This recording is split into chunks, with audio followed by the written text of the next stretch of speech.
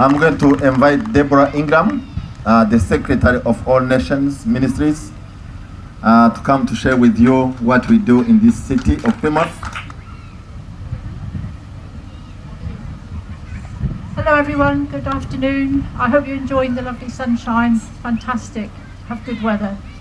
As Jose has mentioned, my name is Deborah and I have the honour of being the Secretary, Trustee and fundraiser for All Nations Ministries. Just like to tell you very briefly what All Nations does. It was founded in 2001 by Pastor Jose and his lovely wife Louise. So I'd like to ask Louise to stand up if she's able. I know she's a very humble lady, but she's a very, very hard-working lady, as you will later find out. Basically, All Nations Ministries is a community association. It helps refugees and asylum seekers. It also helps local people, including the homeless and the vulnerable and the disadvantaged. We also have an international church which has at least 15 different nationalities. We have very many languages spoken, French, Kinyarwanda, Lingala, you name it, we speak it, as well, of course, English. And at this point, I should just try some of my Rwandese, so I'll say Maraho, yes? So that's enough for my poor Kinyarwanda. But basically, All Nations is a fantastic organisation. It does a huge amount of outreach in the city. We have a lot of musical events. This is just one event that we put on through the year. We have concerts in the city centre. We have concerts. We've gone into schools. We've done African drumming and dance display workshops.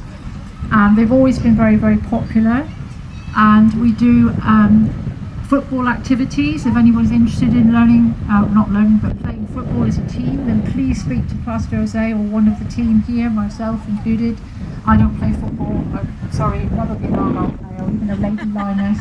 But at the end of the day, it's a fantastic opportunity to make friends and to meet and mix with people of all nationalities. It brings people together. The three things that bring people together: music, sport, and of course food. Everyone loves food. So while I'm on here, I'll just mention Cafe Unplugged. I haven't yet, and of course the Food to Go and the burger bars and donuts.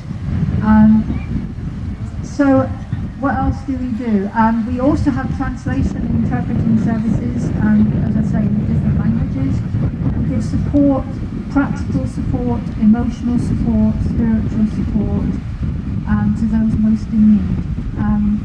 We help refugees and asylum seekers who are seeking removal or detention. We also help people who are facing very difficult situations in their life, challenging situations at a personal level, whether it be chaotic behaviour, mental health issues, addiction issues. We work closely with Plymouth City Council and obviously the local police force. And we're very privileged, as the Lord Mayor has already said, and Jose, that we have members of the police here today to support this event. We do a lot with the police diversity inclusion team, and that is also a very important part of our work, making sure that everybody, as the Lord Mayor has said, we endorse what you say, Lord Mayor, that everybody feels welcome in the city, everyone feels safe in the city. I don't think I've forgotten anything. Okay.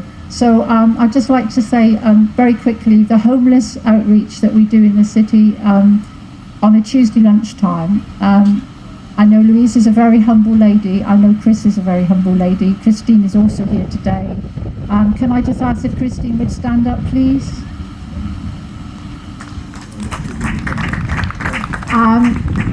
Both of those people are very dedicated, along with a couple of others who are not here perhaps. I'm not sure if they are here today, but if they aren't and I've forgotten you, please, I'd like you to know that you're very highly thought of, and without your work, without the dedicated work on the ground, helping and supporting people are really at the point of need.